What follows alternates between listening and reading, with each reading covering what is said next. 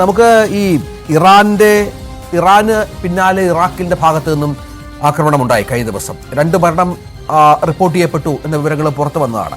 ഈ സമാനതകളില്ലാത്ത തരത്തിലുള്ള ഒരു വളഞ്ഞിട്ടുള്ള ഒരു ആക്രമണം ഇസ്രായേലിൽ സംഭവിക്കുന്നു എന്നല്ലേ മനസ്സിലാക്കേണ്ടത്? കാരണം നമ്മൾ നേരത്തെയൊക്കെ പറഞ്ഞതുപോലെ അത്ര പുറത്തു വരുന്ന ചില കണക്കുകൾ അനുസരിച്ച് അത്ര ചെറുതല്ല ഇറാൻ നടത്തിയ ആക്രമണം ഇസ്രായേലിൽ സംഭവിപ്പിച്ചിരിക്കുന്നത് എന്നല്ലേ?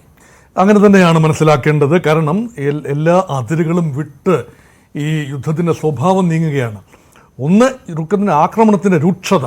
2, എസ്കലേഷൻ. കൂടുതൽ പ്ലേയേഴ്സ് രംഗത്ത് വരികയാണ്. ഇന്ന് വൈകി കിട്ടുന്ന വിവരമനുസരിച്ച് പുതിയൊരു രാജ്യം, അവിടുത്തെ മിലീഷ്യ, അതായത് ഇസ്രയേലിൻ്റെ ശത്രുത ഇറാനോട് മാത്രമായിരുന്നു ഈ റൗണ്ടിൽ. പക്ഷേ ഇറാഖ് എന്ന ഇറാൻ അനുകൂല ഷിയാക്കൾക്ക് ഭൂരിപക്ഷമുള്ള ഇറാഖിൽ സ്ഥിതി ചെയ്യുന്ന ചില മിലീഷ്യകളുണ്ട്. ഇറാൻ നനച്ചു വളർത്തിയ മിലീഷ്യകൾ, അവരിതാ ആക്രമണം അഴിച്ചുവിട്ടിരിക്കുന്നു. അയൺ ഡോമിനെ ഭേദിച്ചുകൊണ്ട് ഏതാനും മിസൈലുകൾ, അങ്ങോട്ട് മിസൈലുകളല്ല, ഡ്രോണുകളാണെന്നാണ് മനസ്സിലാക്കുന്നത്. 2 ഡ്രോണുകൾ എന്തായാലും കടന്നു വന്നു. അതിൽ ഒരു ഡ്രോൺ ആക്രമണത്തിൽ 2 ഇസ്രയേലി ഭടന്മാർ അവിടെ മരിച്ചു എന്നാണ് മനസ്സിലാക്കുന്നത്. അത് എവിടെയാണെന്നുള്ളതാണ് പ്രധാനം.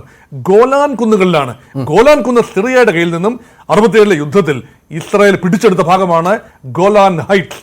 ഇവിടെ ഗോലാൻ ഹൈറ്റ്സ് ഒരു തർക്ക വിഷയമായി സിറിയയ്ക്കും ഇസ്രായേലും ഇടയിൽ നിൽക്കുമ്പോൾ ആ ഗോലാൻ കുന്നിലേക്ക് കൂടി യുദ്ധം വ്യാപിപ്പിക്കാനുള്ള ഒരു തയ്യാറെടുപ്പാണോ ഇറാന്റെ ഭാഗത്ത് നിന്ന് പ്രോക്സികളിലൂടെ ചെയ്യുന്നത് എന്നതാണ്. 4 പാടിൽ നിന്ന് ഹൂതികൾ യമനിൽ നിന്നും, അത് വളരെ തെക്കാണ്.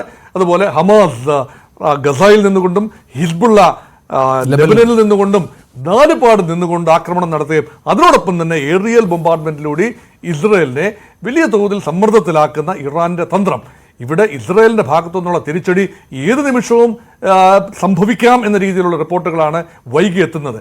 അതുകൊണ്ട് ഇപ്പോഴും സംഘർഷത്തിന് തീരെ അയവ് വന്നിട്ടില്ല എന്ന് തന്നെയാണ് നിഗമനം. ജോസ്ലീബ